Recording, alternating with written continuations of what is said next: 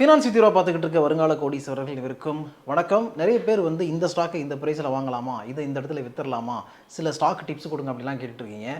SEBI registered advisor மட்டும் தான் stock tips கொடுக்க முடியும். அப்படியே இருந்தால் கூட அவங்க வந்து ஒரு பப்ளிக் ஃபோரமில் கொடுக்க முடியாது, இண்டிவிஜுவலாக தான் கொடுக்க முடியும். அதனால் ஸ்டாக் டிப்ஸுங்கிறது எங்கேயுமே நீங்கள் கேட்காதீங்க. ஆனால் சில கம்பெனிஸ் இருக்காங்கல்ல, ப்ரோக்கரேஜ் ஃபார்ம்ஸ்லாம் இருக்காங்கல்ல, அவங்க வந்து இந்த ஸ்டாக்கை இந்த ப்ரைஸில் வாங்குங்க, இது வந்து நல்ல ப்ரைஸு அப்படின்லாம் சொல்லுவாங்க. அந்த மாதிரி இன்றைக்கி ஒரு செய்தியை பார்த்தேன். அதனால் ஒரு 10 ஸ்டாக் நமக்கு கிடச்சிருக்கு. நிறைய ப்ரோக்கிங் கம்பெனிஸ் வந்து ஒவ்வொரு ஸ்டாக் பற்றியும் சொல்லியிருக்காங்க, என்ன டார்கெட் ப்ரைஸாக வச்சுக்கலாம் அப்படிலாம் சொல்லியிருக்காங்க. அதைத்தான் இந்த வீடியோவில் நம்ம டீட்டெயிலாக பார்க்க போகிறோம். So let's get started. வீடியோக்குள்ளே போகிறது முன்னாடி ஒரு முக்கியமான விஷயம், இது முழுக்க எஜுகேஷனல் பர்பஸுக்காகவும் இன்ஃபர்மேட்டிவ் பர்பஸாக மட்டும்தான், சஜஷனோ அட்வைஸோ கொடுக்குறதாக இல்லை. ஜஸ்ட்டு நான் வந்து என்ன பண்ண போகிறேன்னா, நிறைய ப்ரோக்கரேஜ் ஃபார்ம் சொல்லியிருக்கிறத உங்களுக்கு ஷேர் பண்ணுறேன். ஓகேவா? இந்த ஸ்டாக்கை வாங்குறதும் வாங்காததும் வந்து அந்த ப்ரோக்கரேஜ் ஃபார்ம்ஸுடைய பாஸ்ட் ஹிஸ்ட்ரி எப்படி இருக்குது, இதுக்கு முன்னாடி சொன்னது நடந்திருக்கா அப்படிங்கிறத நீங்கள் ஒரு வாட்டி செக் பண்ணுங்கள். அது மட்டும் இல்லாமல் உங்களுக்கு நல்லா தெரிஞ்ச செபி ரிஜிஸ்டர்ட் அட்வைசரை கேட்டுக்கிட்டு இவங்க இப்படி சொல்லியிருக்காங்களே இதை வாங்கலாமா அப்படின்னு செக் பண்ணிக்கிட்டு அதுக்கப்புறமா நீங்கள் இன்வெஸ்ட் பண்ணுங்கள். ஓகேவா? ஸோ வீடியோக்குள்ளே போகலாம். ஃபஸ்ட்டு நம்ம பார்க்குறது வந்து HUL, ஹிந்துஸ்தான் யூனிலிவர் லிமிடெட். இந்த கம்பெனிக்கு நுவாமா ஸ்ட்ராங்கான பிட்டு கொடுத்துருக்காங்க. ஆக்சுவலாக HUL கம்பெனியில் வந்து குவாலிட்டி வால்ஸ் ஐஸ்கிரீம் இருந்துச்சு, அதை வந்து டீமர்ஜ் பண்ணிட்டாங்க. இப்போது HUL கம்பெனிக்கு நுவாமா கொடுத்துருக்க டார்கெட் ப்ரைஸ் என்ன அப்படின்னு பார்த்தீங்கன்னா 3200 ரூபா. 3200 வரைக்கும் அது மேலே போகிறதுக்கான வாய்ப்புகள் இருக்குது. இப்போ நீங்கள் வாங்கலாம் அப்படின்னு சொல்லியிருக்காங்க. இப்போது ஹிந்துஸ்தான் யூனிலிவருடைய ப்ரைஸ் வந்து 2300 ரேஞ்சில் ட்ரேட் ஆகிட்டு இருக்கு. PE ரேஷியோ 51க்கு மேலே இருக்குது. இண்டஸ்ட்ரி PE 44 அந்த ரேஞ்சில் இருக்குது. அடுத்த முக்கியமான கம்பெனி எது அப்படின்னு பார்த்தீங்கன்னா இன்டர்குளோப் ஏவியேஷன். இன்றைக்கி நாடு முழுக்க பல பிரச்சனைகளை ஸ்தம்பிச்சு போயிருக்கக்கூடிய ஒரு கம்பெனி, அதுதான் இண்டிகோ ஏர்லைன்ஸ். நிறைய ஃப்ளைட்டை கேன்சல் பண்ணியிருக்கிறாங்க. கவர்மெண்ட் கூட ஒரு இஷ்யூ போய்கிட்டு இருக்கு. அதனால் எங்களுடைய பேசஞ்சர் யாரையுமே வந்து ஏர்போர்ட்டுக்குள்ளேயே இப்போதைக்கு நீங்கள் விடாதீங்க, எல்லா ஃப்ளைட்டையும் நாங்கள் கேன்சல் பண்ணிட்டோம் அப்படின்னு சொல்கிறாங்க. நிறைய ஏர்போர்ட்டை பார்த்தோம்னா ரயில்வே ஸ்டேஷனாக ஏர்போர்ட்டானே கன்ஃபியூஸ் ஆகிற அளவுக்கு அவ்வளோ க்ரௌட் இருக்குது. நிறைய பேர் இண்டிகோவுடைய பேசஞ்சர்ஸ் தான். ஸோ இப்படிப்பட்ட டைமில் வந்து ஜெஃப்ரீஸ் என்ன சொல்லியிருக்காங்கன்னா, இன்டர்குளோப் ஏவியேஷன் கம்பெனியை நீங்கள் வாங்கலாம் அப்படின்னு சொல்லியிருக்காங்க. ஸோ இவங்க கொடுக்குற டார்கெட் வந்து 7025 ரூபா. 25% வரைக்கும் ஸ்டாக் மேலே போகிறதுக்கு வாய்ப்பு இருக்குன்னு இவங்க சொல்கிறாங்க. இன்டர்குளோப் ஏவியேஷனுடைய கரண்ட் ப்ரைஸ், இந்த வீடியோ ரெக்கார்ட் பண்ணுறது டிசம்பர் மாதம் 6ஆம் தேதி ரெக்கார்ட் பண்ணுறேன்.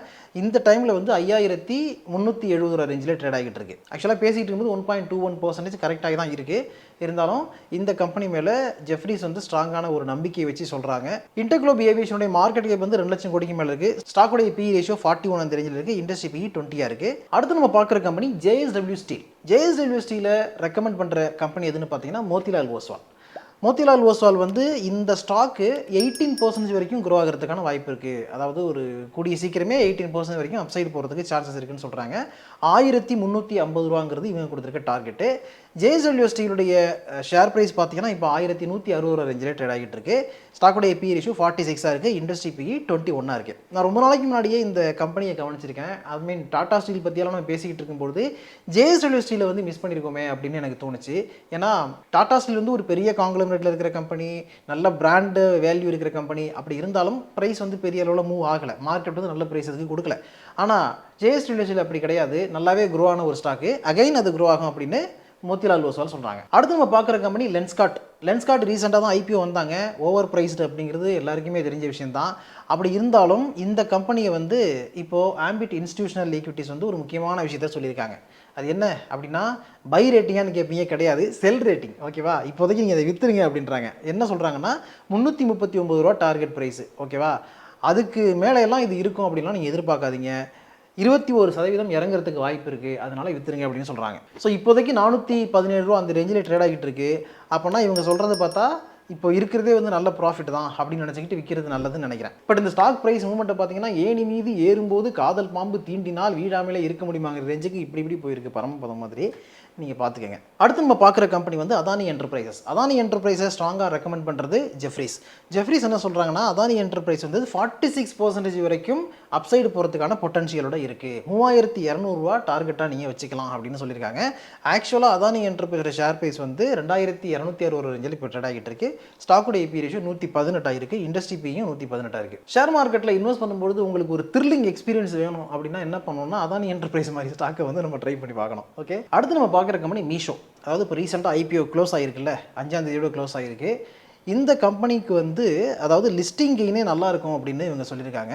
எவ்வளோ பர்சன்டேஜ் லிஸ்டிங் கெயின் இருக்கும், எந்த அளவுக்கு இந்த ஸ்டாக் உயர்றதுக்கான வாய்ப்பு இருக்குது, அதாவது லிஸ்ட் ஆனதுக்கு அப்புறம் அப்படிங்கிறதெல்லாம் டீட்டெயிலாக கொடுக்கல. இருந்தாலும் மீஷோவை சப்ஸ்கிரைப் பண்ணலாம் அப்படின்னு சொல்லியிருக்காங்க. பட் இந்த நியூஸை வந்து நம்ம லேட்டாக தான் பார்த்துருக்கோம். அதாவது இன்றைக்கி தான் நியூஸே வந்திருக்கு. இருந்தாலும் வந்து கொஞ்சம் முன்னாடியே நீங்கள் மோத்திலால் ஓஸ்வாலை செக் பண்ணிருந்தீங்கன்னா மீஷோவில் அப்ளை பண்ணலாமா இல்லையா அப்படிங்கிறத செக் பண்ணிருக்கலாம். நானும் மீஷோ ஐபிஓ எப்படி இருக்குங்கிறத வந்து பார்த்துருந்தேன்னா அது சம்மந்தமாக ஒரு வீடியோ போட்டிருப்பேன். ஸோ மோத்திலால் ஓஸ்வால் சொல்கிறத நீங்கள் மைண்டில் வச்சுக்கலாம். ஒன்ஸ் மீஷோ லிஸ்ட் ஆனதுக்கு அப்புறம் அந்த ஸ்டாக் எப்படி பெர்ஃபார்ம் பண்ணுது அப்படிங்கிறத பார்த்துட்டு அதுக்கப்புறம் நம்ம டிசைட் பண்ணலாம். அடுத்து நம்ம பார்க்குற கம்பெனி இந்தியாஸ் லீடிங் அக்ரி சொல்யூஷனாக இருக்கக்கூடிய கோரமண்டல் இன்டர்நேஷனல். கோரமண்டல் இன்டர்நேஷனல் கம்பெனியில் ஸ்ட்ராங் பிட் கொடுக்குறது யாருன்னு பார்த்தீங்கன்னா நுவாமா என்ன பண்ணுறாங்க, இந்த கம்பெனியுடைய ஸ்டாக் ப்ரைஸ் வந்து 35.2% அப்சைடு போகிறதுக்கான சான்சஸ் இருக்குது, அதனால் பை பண்ணலான்னு சொல்கிறாங்க. ஸோ 2300 ரேஞ்சில் இப்போ வந்து ஷேர் ப்ரைஸ் ட்ரேட் ஆகிட்டு இருக்கு. 32% அப்படின்னா 3000 ரூபாய்க்கு மேலே நிச்சயமாக போகும் அப்படிங்கிற மாதிரி இவங்க சொல்கிறாங்க. ஸ்டாக்குடைய பி ரேஷியோ 31 அந்த ரேஞ்சில் இருக்குது. இண்டஸ்ட்ரி பி 21 ஆயிருக்கு. எல்லாத்தையும் நீங்கள் செக் பண்ணி பாருங்கள். அடுத்து நம்ம பார்க்குற கம்பெனி சோலார் செல் மேனுஃபேக்சரிங் இருக்கக்கூடிய ப்ரீமியர் எனர்ஜிஸ். ப்ரீமியர் எனர்ஜிஸ் பற்றி நமக்கு ரெக்கமெண்டேஷன் கொடுக்குற கம்பெனி வந்து ஆனந்த் ரதி கொடுத்துருக்காங்க. ஆனந்த் ரதி ரிசர்ச் இருக்காங்களா, அவங்க கொடுத்துருக்காங்க. ஸோ இந்த கம்பெனியுடைய டார்கெட் ப்ரைஸாக 1321 ரூபா வச்சுக்கலாம்னு சொல்கிறாங்க. 36% வரைக்கும் இது உயர்றதுக்கான வாய்ப்பு இருக்குன்னு சொல்கிறாங்க. இப்போ 900 ரூபா ரேஞ்சில் ப்ரீமியர் எனர்ஜிஸ் ட்ரேட் ஆகிட்டு இருக்கு.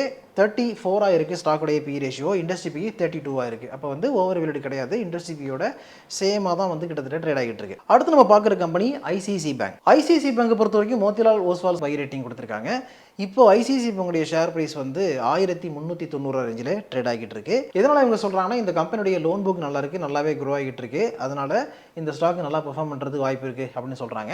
அடிஷ்னலாக இதில் இன்னொரு விஷயம் என்னென்னு பார்த்தீங்கன்னா, இப்போ ஆர்பிஐ ரெப்போ ரேட்டை கட் பண்ணியிருக்காங்க.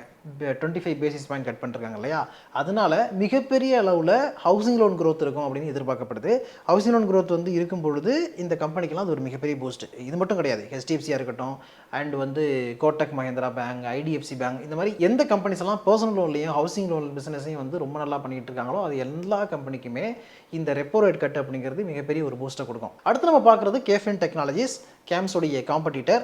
இந்த கம்பெனிக்கு ஸ்ட்ராங்கான ரெக்கமெண்டேஷன் கொடுக்குறது ஜெஃப்ரிஸ் என்ன சொல்கிறாங்கன்னா, கேஃபின் டெக்னாலஜியோடைய டார்கெட் ப்ரைஸ் வந்து 1440 வச்சுங்க அப்படின்றாங்க. 32% உயர்றதுக்கு வாய்ப்பு இருக்குன்னு சொல்கிறாங்க. கேஃபின் டெக்னாலஜியுடைய ஸ்டாக் ப்ரைஸ் வந்து இப்போ 1600 ரேஞ்சில் ட்ரேட் ஆகிட்டு இருக்கு. ஸ்டாக்குடைய பி ரேஷியோ 53 இருக்குது. அண்ட் இண்டஸ்ட்ரி பிஇ 53 இருக்குது. 1440 வரைக்கும் போகும் அப்படின்னு சொல்கிற ஜெஃப்ரிஸ் வந்து இறங்குனுச்சு, கீழே போகுது அப்படின்னா 950 ரூபா வரைக்கும் இறங்குறதுக்கான வாய்ப்பு இருக்குது அப்படின்னு சொல்கிறாங்க. அவ்வளோதான். இதில் சொன்ன கம்பெனிஸ் எல்லாமே ஒவ்வொரு புரோக்கிங் கம்பெனியும் அவங்க வந்து ஒவ்வொரு கம்பெனி பற்றி சொன்ன விஷயங்களும் நான் உங்களுக்கு ஷேர் பண்ணியிருக்கேன். இது என்னுடைய சஜஷனோ ரெக்கமெண்டேஷனோ கிடையாது அப்படிங்கிறத கிளியராக மைண்டில் வச்சுக்கோங்க. ஓகேவா? அதனால் இப்போ மென்ஷன் பண்ணியிருக்க ஸ்டாக்ஸ் எல்லாத்தையும் நீங்கள் வாங்கணும்னு நினச்சிங்கன்னா உங்களுக்கு நல்லா தெரிஞ்ச ஒரு செபி ரிஜிஸ்டர்ட் அட்வைசரை கேட்டுக்கிட்டு நீங்களும் நல்லா ஓன் ரிசர்ச் பண்ணிட்டு அதுக்கப்புறம் வாங்க. இதே மாதிரி அடுத்து ஒரு நல்ல வீடியோ மீட் பண்ணுவோம். அது வரைக்கும் உங்களை நீங்கள் பத்திரமா பார்த்துங்க. Thanks so much.